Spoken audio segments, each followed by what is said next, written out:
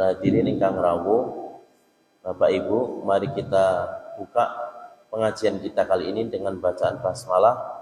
Bismillahirrahmanirrahim.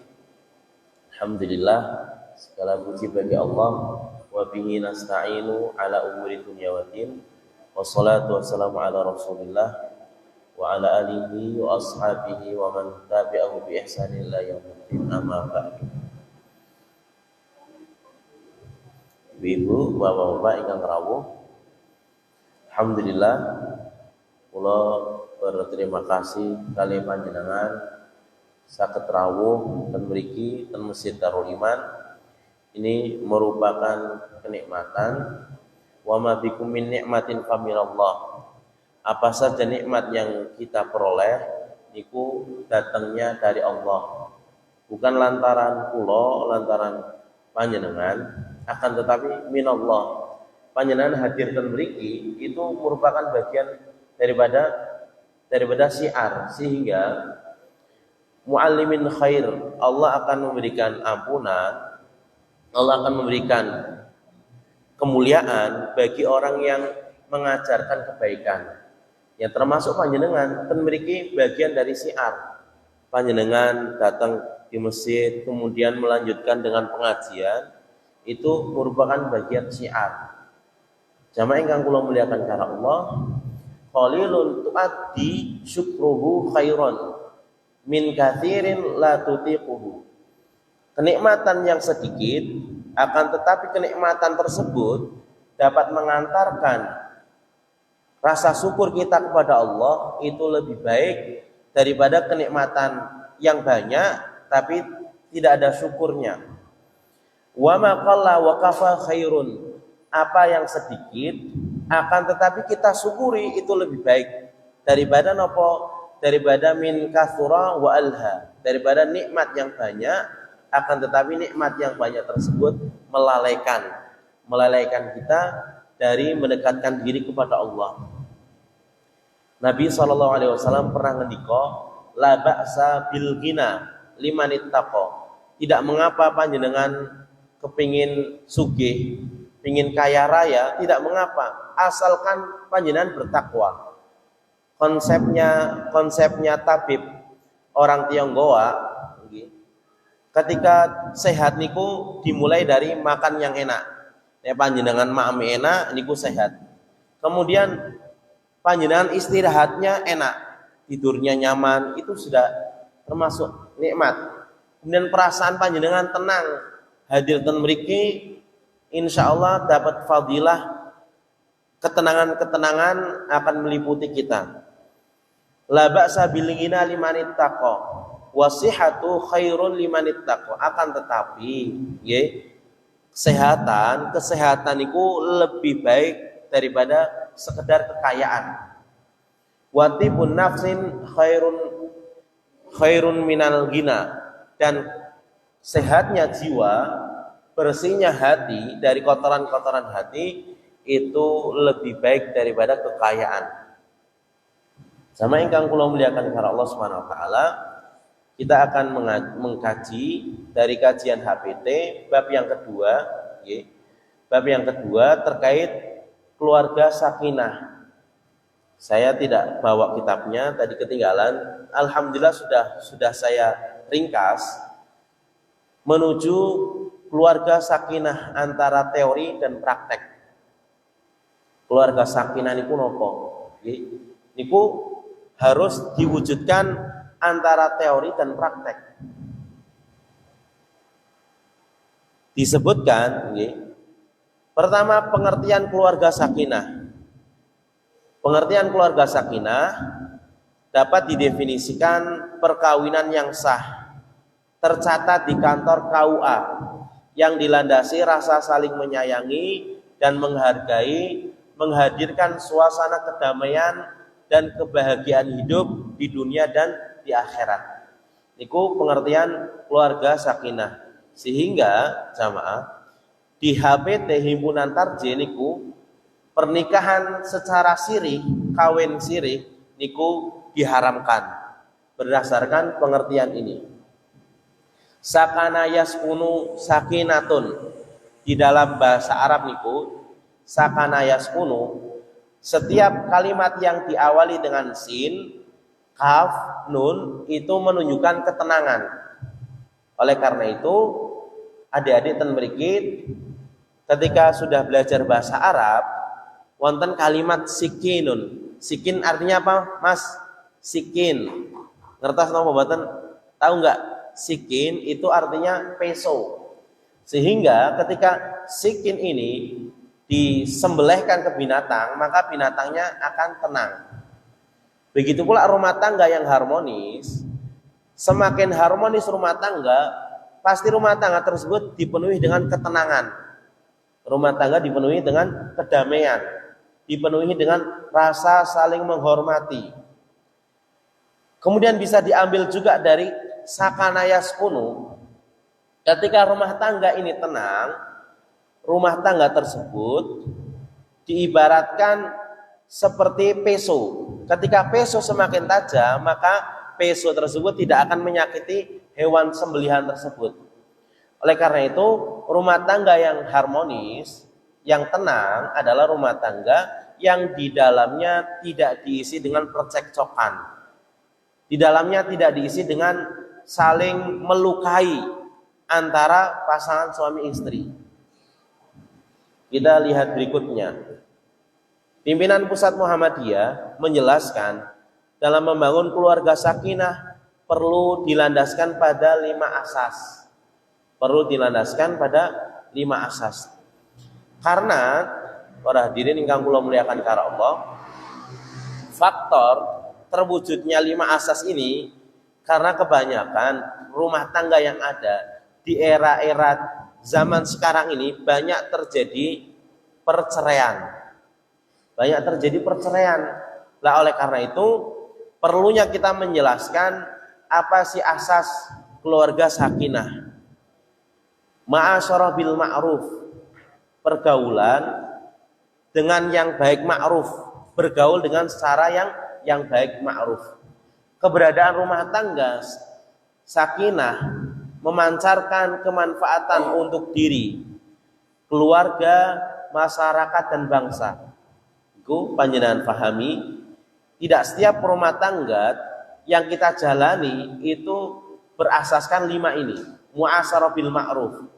Inilah keluarga yang berkah. Kira-kira keluarga panjenengan sudah mencapai taraf keluarga barokah belum? Nek panjenengan rumah tangga nih ingin berkah, rumah tangga niku harus diisi dengan amal soleh. Rumah tangga harus diisi dengan hal-hal yang bermanfaat setelah kita meninggal dunia. Artinya pahala tersebut akan terus mengalir setelah kita meninggal dunia. Asas yang pertama, kita jabarkan asas-asas yang ada di tarjih, kemudian nanti kita berikan kesimpulan yang ini sangat bermanfaat sekali. Asas pertama, asas karomah insaniyah, yaitu menempatkan manusia sebagai makhluk Allah yang memiliki kemuliaan, baik laki-laki maupun perempuan. Ini berdasarkan firman Allah, وَلَقَدْ كَرَّمْنَا بَنِي آدَمَ وَحَمَلْنَاهُمْ فِي الْبَرِّ وَالْبَحْرِ وَرَزَقْنَاهُمْ مِنَ الطَّيِّبَاتِ وَفَضَّلْنَاهُمْ عَلَى كَثِيرٍ مِّمَّنْ خَلَقْنَا تَفْضِيلًا. وَلَقَدْ كَرَّمْنَا, sungguh telah kami muliakan anak keturunan Nabi Adam. Wa hamalnahum, kami jadikan mereka berkuasa fil barri wal bahr, baik di daratan maupun di lautan. Wa razaqnahum minat thayyibat, kami berikan kepada mereka rezeki yang baik-baik. Wa faddalnahum ala katsirin mimman khalaqna tafdila, kami berikan kelebihan karunia kepada manusia melebihi makhluk yang lain. Dari sini, dari tadabbur ayat ini, setelah Allah berikan kemuliaan kepada manusia, Allah berikan kekuasaan kepada mereka, di lautan maupun di daratan, Allah jamin rezeki mereka, sehingga orang yang berkeluarga seharusnya tidak ragu akan rezeki Allah. Allah telah memberikan kita kemampuan, kemuliaan. Orang yang akan berumah tangga atau sudah berumah tangga harus yakin lantamu tanafsun hatta tastawiya rizqaha. Seorang jiwa tidak akan meninggal dunia sampai rezekinya Allah sempurnakan. Wa in abta'a, meskipun terkadang rezekinya ini sedikit seret. Lau annakum tatawakkaluna 'ala Allah haqqa tawakkulihi. Seandainya engkau benar-benar bertawakal kepada Allah, niscaya kita akan diberikan rezeki sebagaimana rezekinya burung. Burung niku tagdu himasan wa tarahu biqanan. Pergi di pagi hari dalam keadaan lapar. Wa tarahu biqanan, dan burung itu pulang di sore hari dalam keadaan kenyang. Kemudian selanjutnya asas kedua, hubungan kesetaraan. Di dalam kita disebut sepufu jamaah, yaitu pola hubungan antara manusia, bahwa semua manusia mempunyai nilai yang sama. Hanya tingkat ketakwaan yang membedakan nilai kemanusiaan seorang di hadapan Allah. Allah pernah berfirman dalam surat Al-Hujurat, wahai manusia, inna khalaqnakum, kami menciptakan kalian dari min dzakarin au unsa, dari laki-laki maupun perempuan. Kami jadikan di antara kalian berkabilah-kabilah, bersuku-suku. Tujuannya li ta'arafu, tujuannya untuk saling mengenal. Inna akramakum indallahi atqakum. Sesungguhnya orang yang paling bertakwa, orang paling mulia di antara kalian adalah orang yang paling bertakwa. Imam As-Sa'bi pernah ngendika, man tazawwaja karimatuhu min fasikin faqad qata'a rahimah. Siapa orangnya yang menikahkan anak gadisnya kepada seseorang yang fasik, sungguh ia telah memutuskan hubungan tali silaturahim. Artinya jamaah yang kula muliakan karena Allah, ketika panjenengan ingin menikahkan putri panjenengan kepada seseorang yang panjenengan tidak menilai baik tidaknya agamanya, maka bisa jadi dari situ akan memutuskan tali silaturahim kita.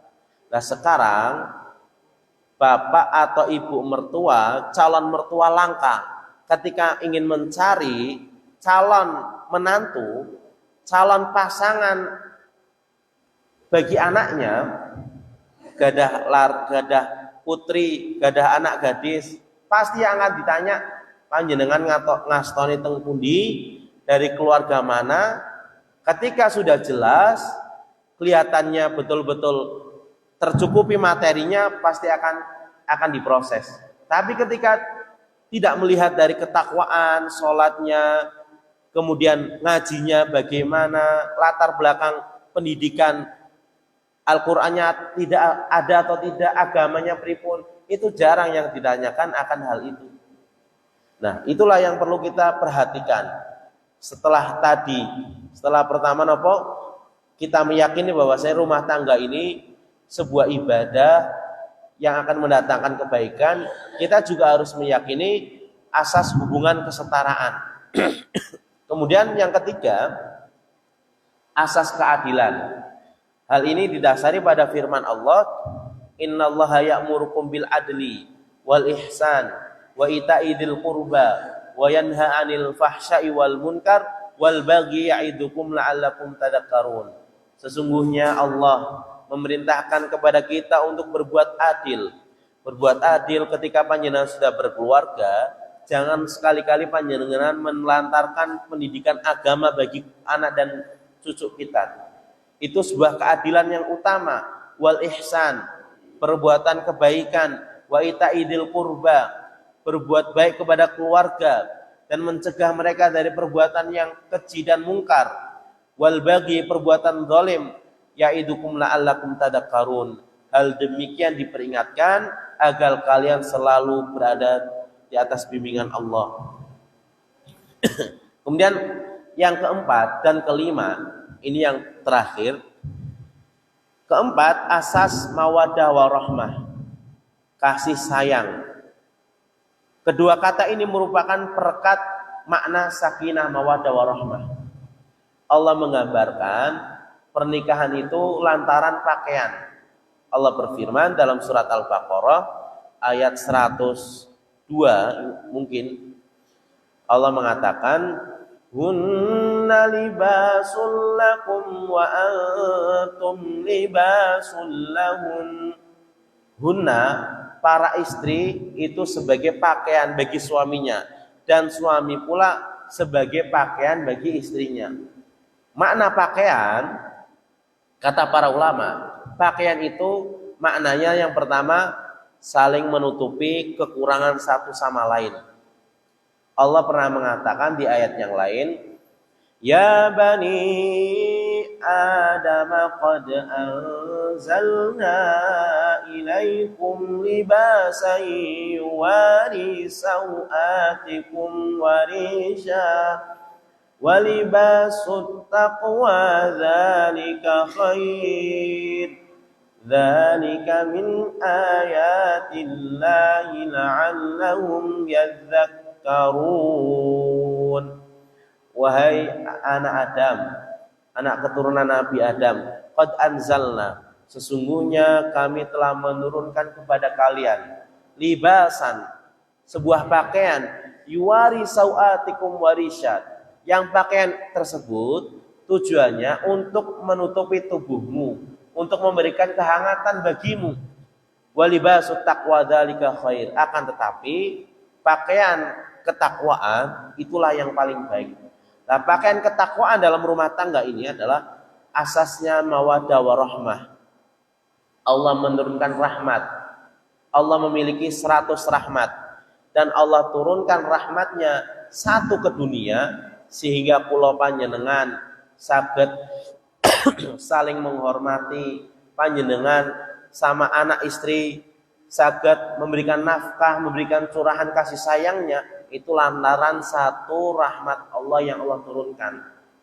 Panjenengan meyakini bahwasanya dunia ini sebagai penjara bagi orang yang mukmin, itu juga bagian rahmat. Panjenengan yakin bahwasanya negeri akhirat adalah negeri yang kekal abadi. Panjenengan meyakini bahwasanya ketika keimanan seseorang semakin kuat, keimanan tersebut akan diuji. Ujian tersebut sesuai dengan kesataraan iman panjenengan, karena panjenengan yakin dunia ini sebagai sijnul mukmin, penjara bagi orang yang beriman. Jamaah ingkang kula muliakan karo Allah Subhanahu wa taala, asas yang terakhir kelima adalah asas pemenuhan kebutuhan hidup, kesejahteraan di dunia dan di akhirat. Asas ini berdasarkan surat Al-Baqarah ayat pinten iki? Ayat 225 insyaallah. Saya tidak menyantumkan ayatnya di sini. Allah berfirman, doa yang sering kita panjatkan.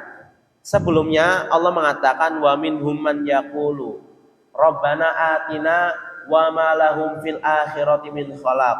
Ada di antara manusia yang mengatakan, ya Allah, berikanlah kami kebaikan di dunia, kebaikan berupa harta, kebaikan berupa anak, istri, keluarga. Akan tetapi mereka di akhirat tidak mendapatkan apa-apa. Dan ada di antara mereka wa minhum man yaqulu Rabbana, ya Allah berikanlah kepada kami kebaikan di dunia, wa fil akhirati hasanah, dan kebaikan di akhirat, wa qina adzabannar, dan jauhkanlah kami dari azab neraka. Orang yang berkeyakinan demikian adalah orang yang yakin jamaah, hufatil jannati bil makarih, surga niku diliputi dengan perkara yang jiwa ini membencinya. Wa hufatin nar bisyahwat, dan neraka ini diliputi dengan syahwat. Sehingga ketika orang meyakini surga diliputi dengan hal-hal yang jiwa ini benci, dia berusaha ingin mendapatkan kebaikan di akhirat. Panjenengan sering baca surat Yasin. Terkadang anak-anak niku lugu. Bah, kenapa kok setiap Jumat harus kita baca Yasin? Kok nggak ada surat yang lain? Padahal karena sudah mindset dan keyakinan kita Jumat ini harus baca Yasin, maka kita akan terbiasa baca Yasin. Surat Al-Kahfi belum dicoba untuk dibaca di Yasinan. Sama ingkang kula muliakan karena Allah, di surat Yasin panjenengan ningali inna ashabal jannatil yawma fi syughulin faqihun hum wa azwajuhum 'alal araiki muttaqi'un. Sesungguhnya penduduk surga pada hari itu ketika mereka masuk surga, mereka ini bergembira jamaah. Bergembira. Mereka bersandar di atas dipan-dipan yang terbuat dari permadani, dari mutiara bersama para bidadari surga. Penduduk surga, kenapa mereka di surga dipenuhi dengan kesibukan? Dipenuhi dengan kesibukan yang menyenangkan karena mereka wa idza faraqta fansab. Ketika selesai dari ketaatan berpindah kepada ketaatan yang lain. Itulah sifat dari penduduk surga. Sehingga jamaah ingkang kula muliakan karo Allah, penduduk surga di dunianya mereka boten nganggur, di akhiratnya mereka merasakan hasil jerih payah apa yang mereka kerjakan di dunia.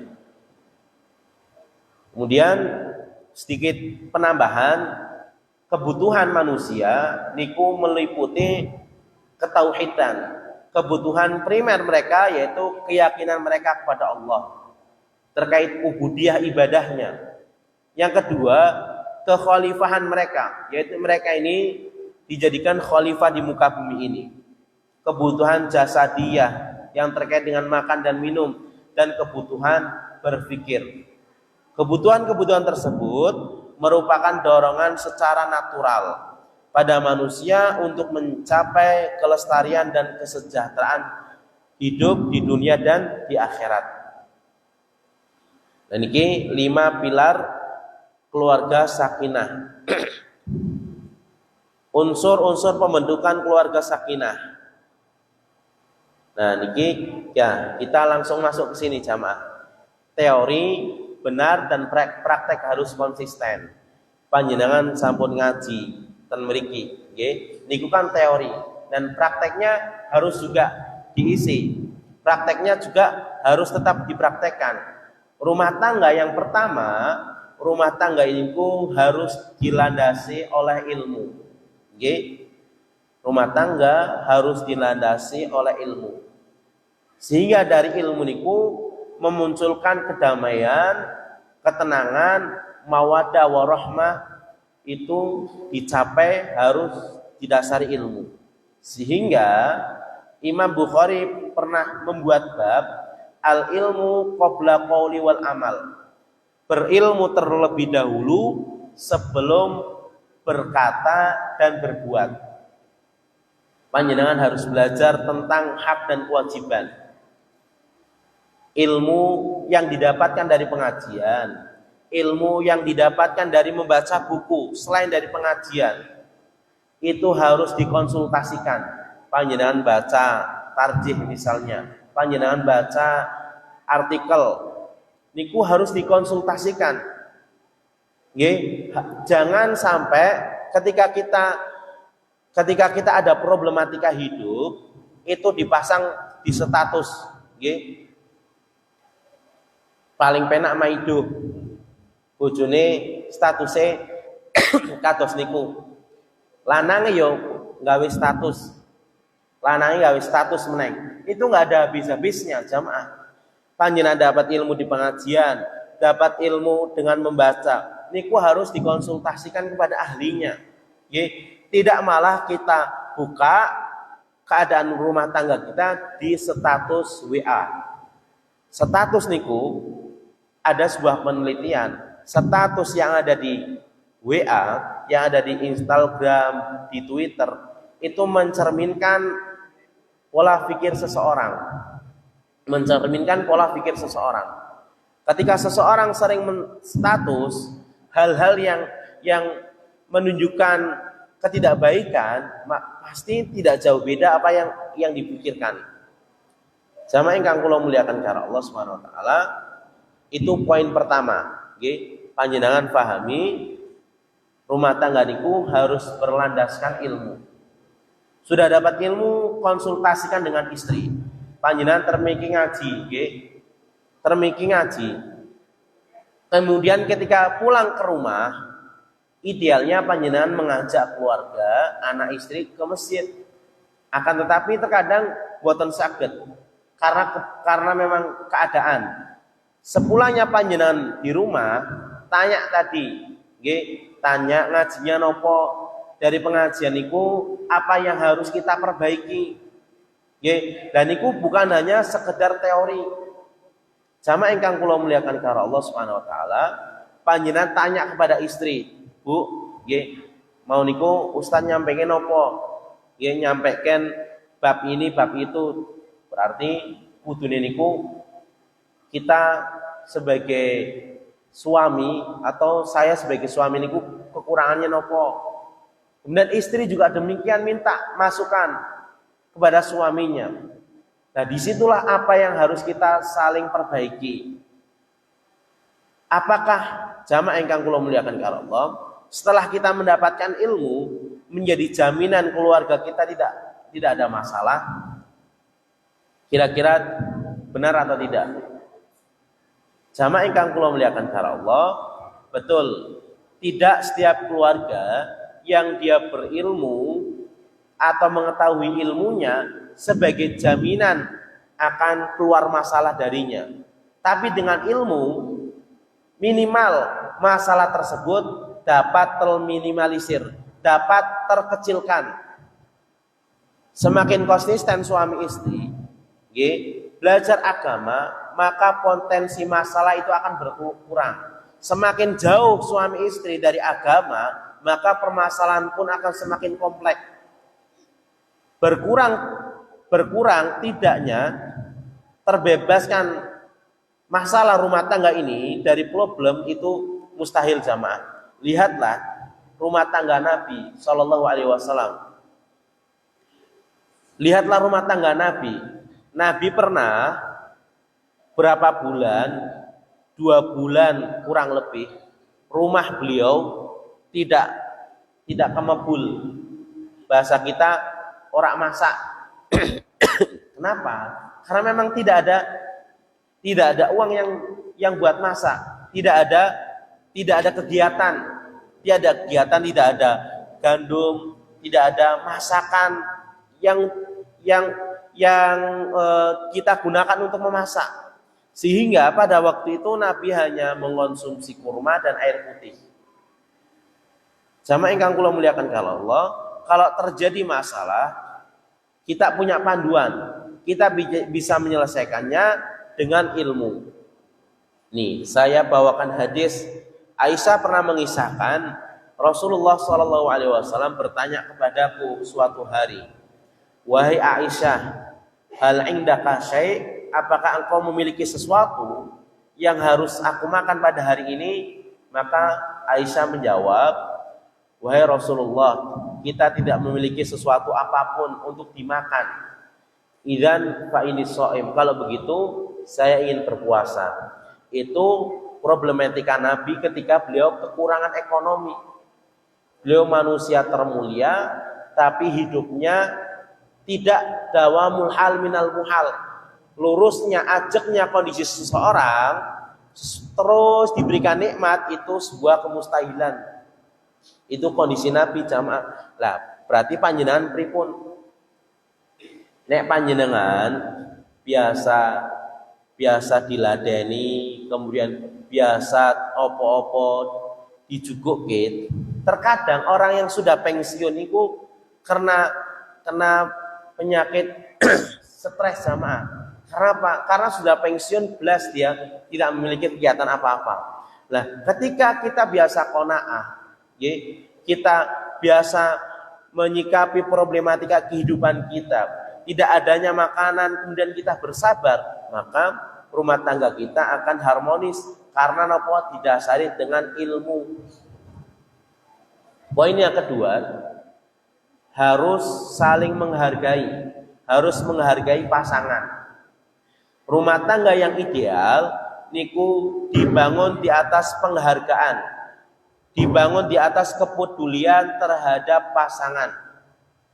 Apa yang menunjukkan akan hal itu jamaah?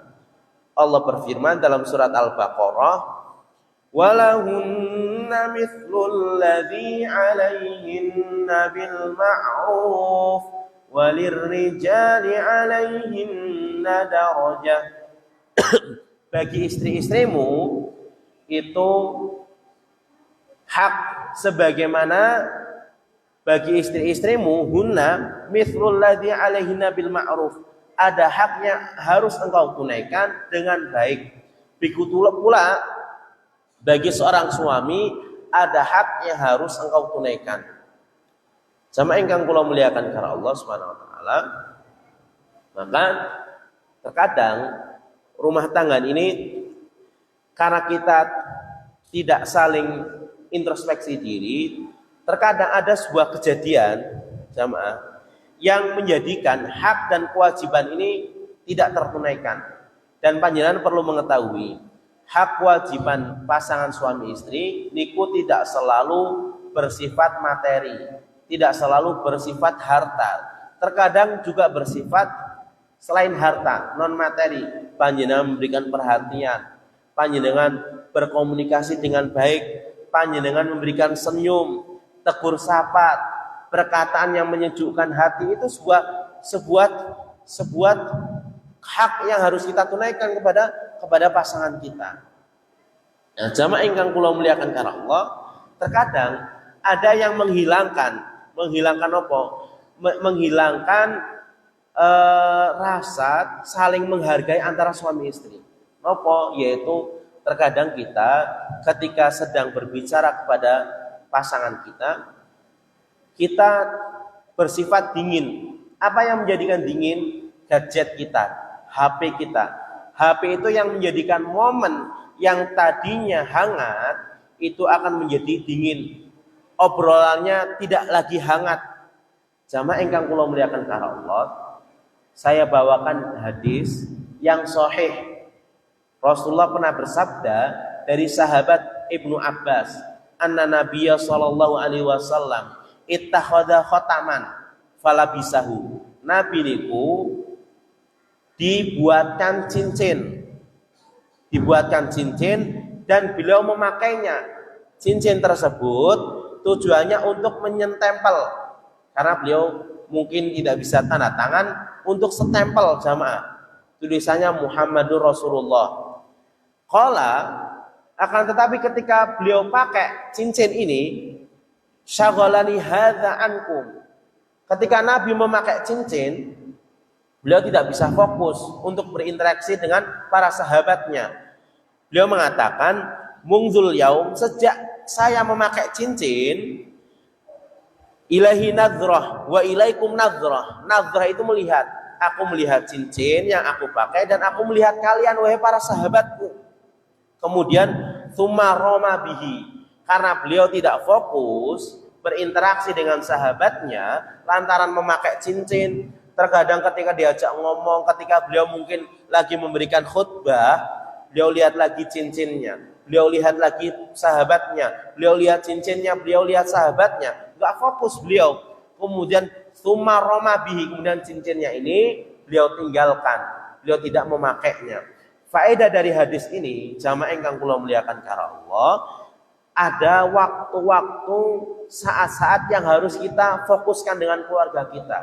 Nah, saniki cincin kali HP kira-kira lebih menyibukkan mana jamaah? Yang menjadi pertanyaan, cincin sama HP lebih menyibukkan mana ketika kita berinteraksi dengan keluarga kita?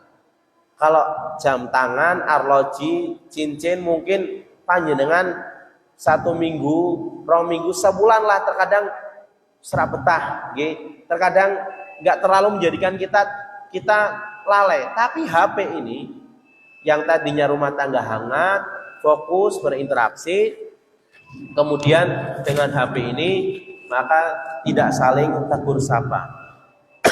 Jamaah ingkang kula muliakan karena Allah, yang terakhir, poin yang ketiga, kita sampaikan, waktunya nggak terasa. Atasi kejenuhan dalam berumah tangga. Dengan apa? Di sini pemicu sebab rumah tangga hambar yang pertama sebabnya karena maksiat. Itu sebab terbesar jamaah. Sebabnya karena maksiat, kurangnya refreshing. Maksiatnya apa Ustaz? Maksiatnya adalah karena maksiatnya tidak bisa menundukkan pandangan. Kita akhiri dengan salah satu hadis. Orang zaman jahiliyah, mereka begitu menjaga harga diri mereka, kehormatan mereka. Mereka mengatakan, aghaddu tarfi ma badat li jarati hatta yuwari jarati. Orang jahiliyah mengatakan jamaah, ketika istriku lewat dan bersama istriku ini tetangga istri saudaraku ini, maka aku akan menundukkan pandanganku sampai istriku dengan tetangganya ini masuk ke dalam rumahnya, baru aku akan mengangkat pandanganku. Jamaah ingkang kula muliakan karena Allah, dari maksiat ini, pripun Ustaz, gara-gara panjenengan melihat yang haram, tidak menundukkan pandangan, panjenengan kehilangan nikmat berumah tangga. Nikmat yang kedua, kita tidak bisa mengatasi kejenuhan. Nah, jamaah ingkang kula muliakan karena Allah, nah itu saja refreshing jamaah. Refreshing niku panjenengan tidak usah abot-abot. Panjenengan ketika nggak bisa ke restoran, buat masakan di rumah, gelar kloson yang tengah sawah, itu refreshing. Makan bareng sama anak istri. Nah, ini kita cukupkan panjenengan tidak hanya teori, nanti praktek. Panjenengan tentu kan pasti akan makan malam. Nah ini praktek niku, saatnya praktek. Jamaah ingkang kula muliakan karena Allah Subhanahu wa taala, itu saja yang dapat kami sampaikan. Mudah-mudahan yang sedikit ini bisa memberikan manfaat bagi kita. Kita akhiri dengan doa kafaratul majlis. Subhanakallahumma wa bihamdika asyhadu an la ilaha illa anta astaghfiruka wa atubu ilaik. Terima kasih. Wassalamualaikum warahmatullahi wabarakatuh.